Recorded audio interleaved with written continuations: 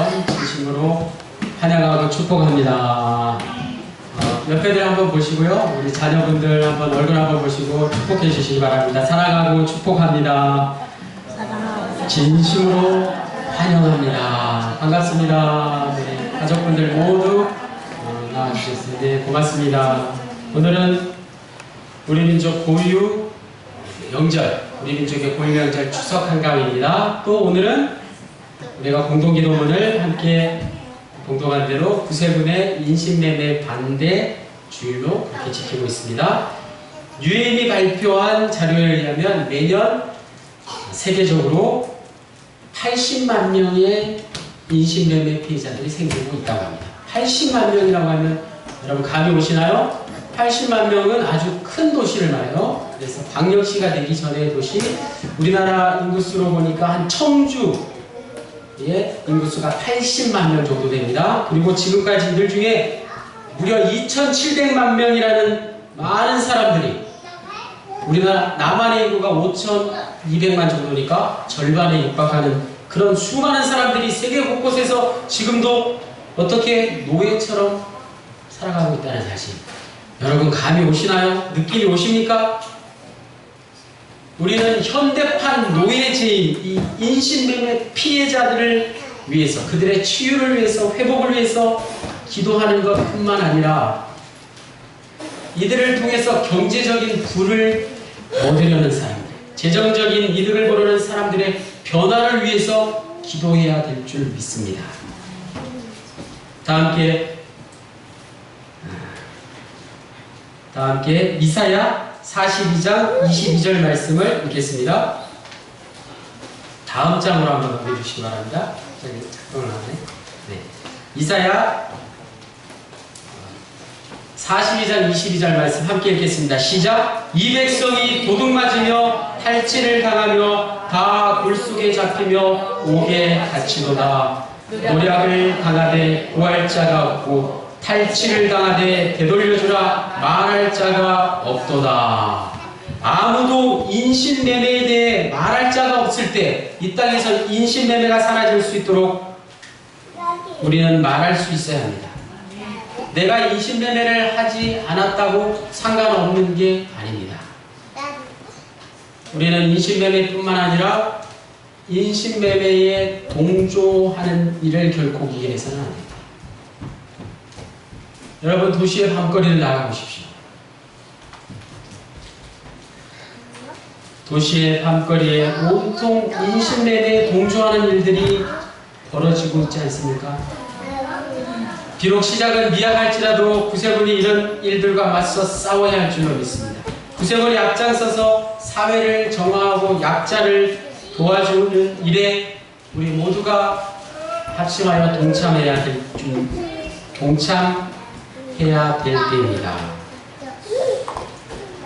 또 오늘 간절히 부탁드려오기는 추석 명절을 맞이하여서 우리 가족들만 챙기는 것이 아니라 주위를 한번 돌아보시고 혼자 계시는 이웃이 있다면 그들을 위해서 손잡고 기도해 줄 수 있는, 그들에게 먼저 다가가서 조용히 기도해 줄 수 있는 그런 저와 여러분 되시기 바랍니다. 우리 믿는 자들에게 할 일이 바로 이러한 일인 줄로 믿습니다. 자, 이제 오늘 본문 38절에 나오는 예수님의 제자 가운데 누구죠? 요한이라는 인물에 대해서 알아보겠습니다. 요한은 누구랑 형제였나요? 요한은 누구랑 형제였죠? 지난주 말씀에도 나왔는데 가버나움 출신 세베대의 아들 야고보와 요한, 바로 야고보와 형제심 아닙니다. 그리고 둘 다 성격이 어땠을까요? 야고보와 요한의 성격이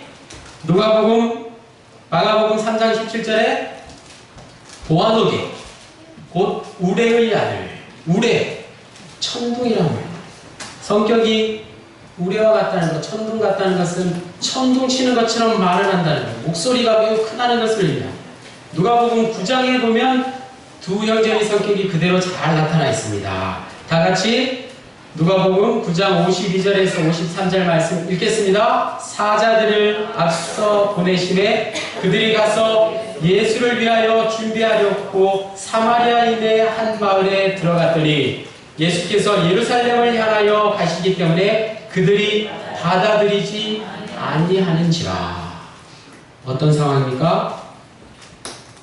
계속해서 54절에 제자 같이 읽겠습니다. 제자 야고보와 요한이 이를 보고 이르되 주여 우리가 불을 명하여 하늘로부터 내려 저들을 멸하라 하기를 원하십니까? 무슨 말이죠? 네, 사마리아 사람들이 복음을 받아들이지 않는다고 해서 모두 불태워버리는 그런 말입니다. 예수님의 제자로서 할 말입니까? 여러분, 얼마나 무서운 말입니까? 죽은 자를 살리시는 예수님의 능력을 이미 곁에서 지켜본지라 야고보와 요한은 그들의 목적을 이루기 위해서 물불 가리지 않는 그런 불같은 성격을 그대로 드러내고 있는 것입니다. 그런 야고보와 요한을 보시고 예수께서 돌아보시며 꾸짖으시고 뭐 끝나는 것이 아니라 각주라고 해서 조그마한 일자가 붙었죠. 그것을 따라서 성경 아래에 가보면 이런 말이 적혀져 있습니다. 이르시되 너희는 무슨 정신으로 말하는지 모르는구나. 인자는 사람의 생명을 멸망시키러 온 것이 아니요 구원하러 왔노라. 이런 각주가 붙어 있습니다. 성경 말씀을 찾아보면 그대로 기록되어 있습니다. 예수님께서 야고보와 요한을 꾸짖으시고 너희들이 도대체 제정신이냐 이렇게 꾸짖으신 것입니다. 야고보와 요한의 모습을 보니 여러분 어떤 생각이 드십니까? 주의를 들어볼 것 없이 누군가를 떠올릴 것 없이 지금 나에게 저런 불같은 성격이 있진 않습니까? 여러분 누구에게나 욱하는 성격이 있지 않습니까? 이 욱하는 성격이 불같은 성격이 얼마나 무서운 것인지 이들의 특징을 보면 잘 알 수 있습니다. 그들은 화를 내면서 자신과 종족이 다른 사람들을 이방인들을 철저하게 무시했다는 것이죠. 우리는 유대인이요 저쪽은 사마리아인이요 그러니 적개심을 가지고 확실하게 편을 갈랐던 것입니다. 감히 우리보다 미천한 족속들이 우리의 스승이신 예수님과 우리를 무시한단 말이냐. 그리고는 그들을 깡그리 불태워버리겠다는 마음, 즉 보복하려는 마음, 이 무서운 마음이 저들의 마음에 있었습니다. 이 무서운 마음이 어디서 시작되었습니까? 한마디로 열받으면 참지 못하는 그런 성격입니다. 한편으로 인간적으로 생각할 때 지극히 당연한 것이라고 야고보와 요한의 성격이 무언가 열심일 때 어쩔 수 없이 일어나는 당연한 것이라고 생각할 수 있습니다. 하지만 열심에는 그 대상과 때가 중요합니다. 예수님을 만난 이후에도 예수님의 제자라고 하면서도 내 고집과 잘못된 습성과 욱하는 혈기를 십자가에 못 박아버리지 못했다면 지금 나의 열심은 하나님 나라를 위해 사용하는 것이 아닙니다. 내가 예수를 믿는다고 하면서 하나님 나라와 하나님의 뜻과 하나님의 일에 전혀 무관심인 것입니다. 다시 오늘 본문으로 돌아와서 마가복음 9장 38절 말씀 한번 다 같이 읽겠습니다. 시작! 요한이 예수께 여짜오되 선생님, 우리를 따르지 않는 어떤 자가 주의 이름으로 귀신을 내쫓는 것을 우리가 보고 우리를 따르지 아니함으로 금하였나이다. 예수님께 물어보는 것이 아니라 여쭙는 것이 아니라 통보하고 있습니다. 예수님, 우리가 이렇게 했습니다. 한마디로 스스로 자기 자신을 높이는 자기 의가 너무나 강한 성격이었습니다. 이 말을 듣고 예수님께서 기뻐하지 않으셨습니다. 39절에서 41절까지의 말씀을 메시지 성경으로 읽어드리면, 그를 막지 말라.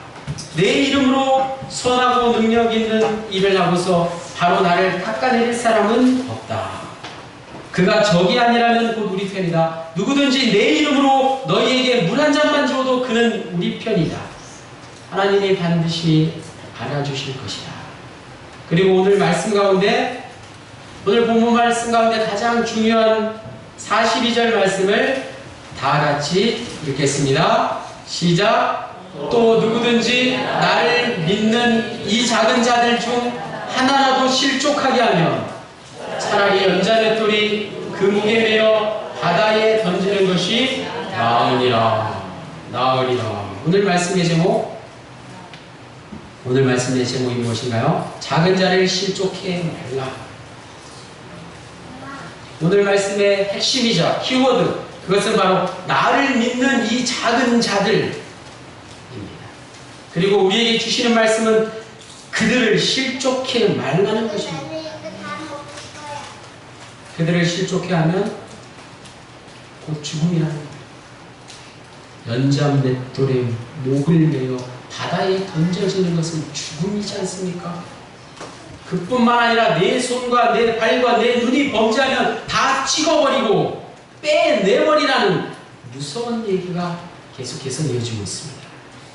42절에 나오는 이 작은 자들이란 누구를 말합니까? 지난주 본문 37절에 나온 어린 아이 하나와 같은 자들입니다. 미미하고 보잘것없는 소자, 즉 너무나 무력해서 남에게 의존하지 않으면 안 되는 그런 아이들, 홀로 남겨두면 도저히 생존할 수 없는 누군가의 도움이 간절히 필요한 자들입니다.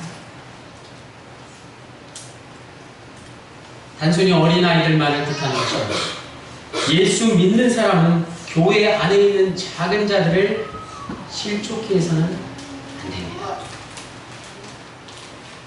마찬가지로 예수를 믿지는 않지만 예수 믿는 것을 반대하지 않는 자들을 실족해서도 안 됩니다. 더 나아가서 오늘 말씀이 전하려고 하는 것은 작은 것 하나라도 무시하거나 업신여겨서는 안 된다는 말씀. 어떤 예가 있습니까? 작은 자를 실족해 하는 것, 어떤 예가 있습니까? 오늘 인신매매 반대 기도주의를 당하여서 아동이나 여성이나 해외 노동자들, 그런 소외된 사람들, 더 나아가서 인신매매, 즉 그들을 사고 파는 것, 그리고 그 일을 알고도 동조하는 것, 그것은 모두 한마디로 차라리 죽는 것이 낫다. 인간을 실족하게 하는 육신의 지체들, 손이나 발이나 눈 같은 것들은 다 찍어내버리는 것이 더 낫다는 경고의 말씀입니다. 우리는 어떻게 해야 합니까? 그러면 우리의 손이나 발이나 눈이 나만 하는 게 있을까요? 우리가 어떻게 해야 할지 계속 말씀을 이어나가겠습니다. 오늘 이야기는 마태복음 18장 6절에서 10절까지에 함께 소개되고 있습니다. 그런데 마태복음에는 아주 중요한 예가 추가되어 있습니다. 너희 생각에는 어떠하냐? 만일 어떤 사람이 양 100마리가 있는데 그 중에 하나가 길을 잃었으면 그 99마리를 산에 두고 가서 길 잃은 양을 찾지 않겠느냐? 진실로 너희에게 이르노니 만일 찾으면 길을 잃지 아니한 99마리보다 이것을 더 기뻐하리라. 이와 같이 이 작은 자 중에 하나라도 잃는 것은 하늘에 계신 너희 아버지의 뜻이 아닙니다. 하나님의 뜻이 어디 있습니까? 선한 목자 되신 주님께서 잃어버린 양 한 마리를 찾아 이 땅에 오셨습니다. 이 세상에 수많은 양떼가 있는데, 저 넓은 들에 수많은 양떼가 있는데 그 중에 길 잃은 양 한 마리, 길 잃은 양 한 마리가 누구입니까? 하나님 입장에서 저와 여러분이 바로 길 잃은 양 한 마리죠. 하나님 보시기엔 우리 모두가 가장 힘없고 연약한 지극히 작은 자들입니다.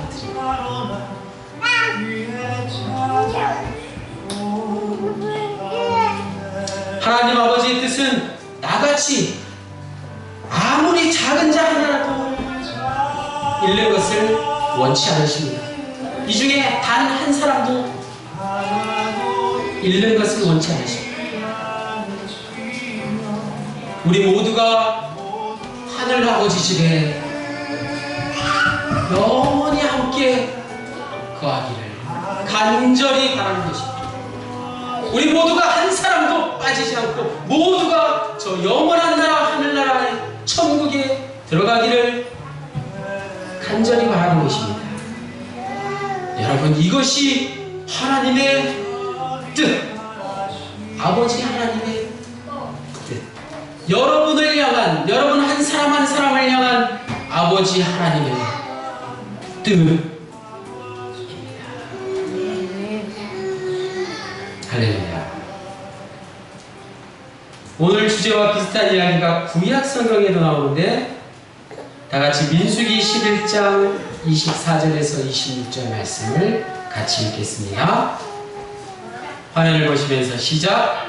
모세가 나가서 여호와의 말씀을 백성에게 알리고 백성의 장로 70인을 모아 장막에 걸려 세우며 여호와께서 구름 가운데 강림하사 모세에게 말씀하시고 그에게 임한 영을 70 장로에게도 임하게 하시니 영이 임하신 때에 그들이 예언을 하다가 다시는 하지 아니하였더라. 26절 마지막으로 그 기명된 자 중 엘닷이라 하는 자와 메닷이라 하는 자 두 사람이 진영에 머물고 장막에 나가지 아니하였으나 그들에게도 영이 임하였으므로 진영에서 예언한지라. 아멘.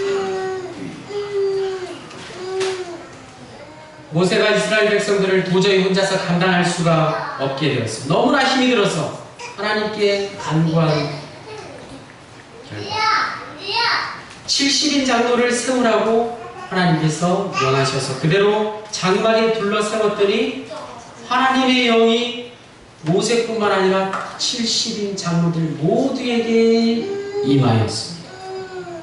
그리고 그들 모두가 예언을 하는 놀라운 일이 일어났습니다.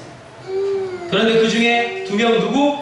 엘닷이라 하는 자와 메닷이라 하는 두 사람은 밖으로 나가지 않고 진영 안에 머물고 있었는데 그들에게도 똑같이 변함없이 하나님의 영이 임하여 진영 안에서 예언을 할 수 있게 된 것입니다.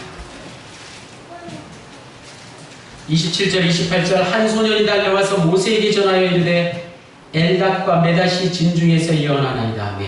택한 자 중 한 사람 곧 모세를 섬기는 눈의 아들 여호수아가 말하여 이르되 내 주 모세여 그들을 말리소서. 그것을 보고 여호수아가 한 말이 무엇입니까? 내 주 모세여 그들을 말리소서. 말리소서. 여호수아가 한 말입니다.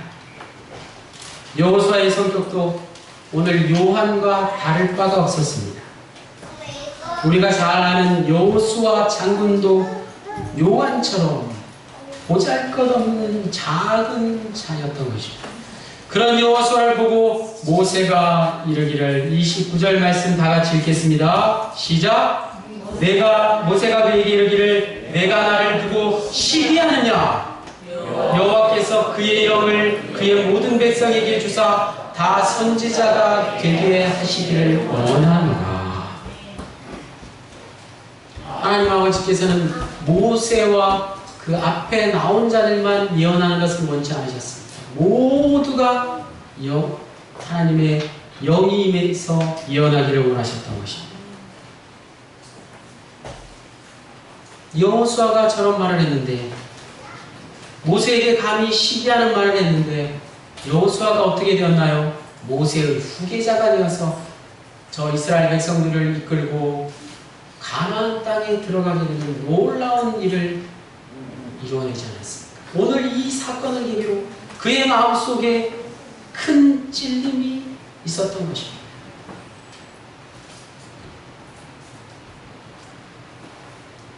마지막으로 소금 이야기가 나옵니다. 오늘 보면 마가복음 9장 49절에 나오는 소금을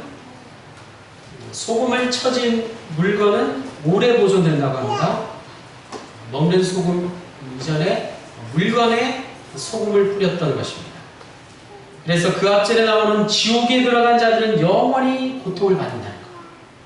소금과 같이 영원히 변하지 않고 지옥에서 고통당한다는 그런 말씀입니다. 이어서 50절 말씀은 그 소금이란 말을 연결해서 소금의 기능을 설명하고 있는 것입니다. 소금에는 두 가지 기능이 있습니다. 첫 번째는 방부제 기능이 있고, 두 번째는 맛을 내는 조미료 기능이 있는 것입니다. 여기서는 두 번째 기능을 말하는 것입니다. 소금이 맛을 내려면 다른 음식물에 들어가서 녹아 없어져야 하는 것입니다. 소금은 그 자체로는 아무런 쓸데가 없는 것입니다.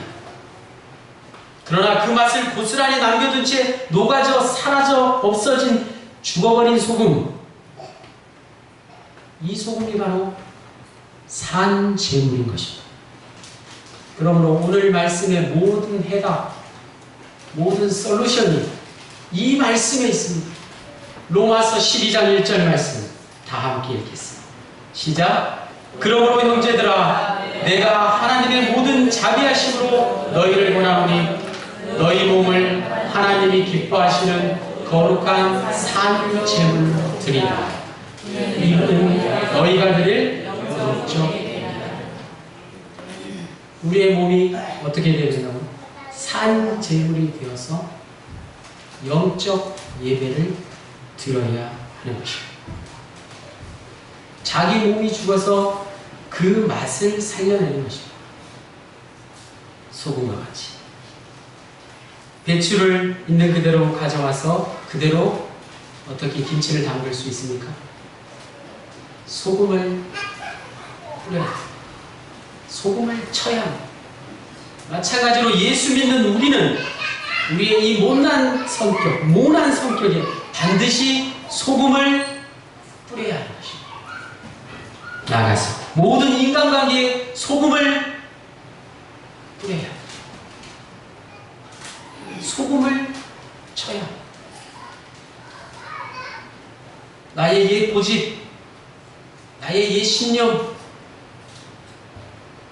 그것들에 소금을 쳐서 다른 사람을 대하는 것이 바로 하나님께서 기뻐하시는 산제물, 거룩한 산제물이 되는 길입니다. 오늘 말씀의 주인공 요한. 요한의 별명이 무엇이었습니까? 보안개, 우레, 천둥, 목소리를 높였던 불같은 성격의 요한이 훗날 사도들 가운데 유일하게 순교하지 않고 끝까지 살아남아서 복음을 전하는 사랑의 사도가 되었습니다. 우리는 이것에 주목할 필요가 있습니다. 결국 오늘 말씀과 같은 깨달음을 통해서 요한도 소금과 같은 산제물을 자처한 것입니다. 신약 성경의 요한복음과 요한 1, 2, 3서, 요한계시록이 다 그의 저서입니다. 뿐만 아니라 예수님께서 십자가에 못 박히실 때 사도들 가운데 유일하게 요한만이 예수를 끝까지 따랐으며, 예수님께서는 육신의 어머니 마리아를 요한에게 부탁하셨습니다. 예수님께서 사랑한 제자 요한이 된 것입니다. 한평생 사랑을 강조하는 복음을 전하는 사랑의 사도 요한이 되었습니다. 요한과 여호수아의 온한 성격에 큰 찔림을 주는 영적 사건이 무엇이었습니까? 보아노게 요한이 사랑의 사도로 변한 것. 그리고 여호수아가 이스라엘의 위대한 영적 지도자 모세의 후계자가 된 것은 이 세상의 작은 것들에 눈길을 돌렸기 때문입니다. 반대로 이 세상의 작은 것들 하나에 눈길을 주지 않는다면 우리는 그저 한평생 보아노겟으로 사는 것뿐입니다. 요한이가 같이 여호수아와 같이 저와 여러분의 남은 인생이 보아노겟으로 남는 것이 아니라 작은 것 하나를 소중히 여기는 사랑의 사도로 남게 되시기를 간절히 축원합니다. 할렐루야. 기도하시겠습니다. 사랑의 하나님,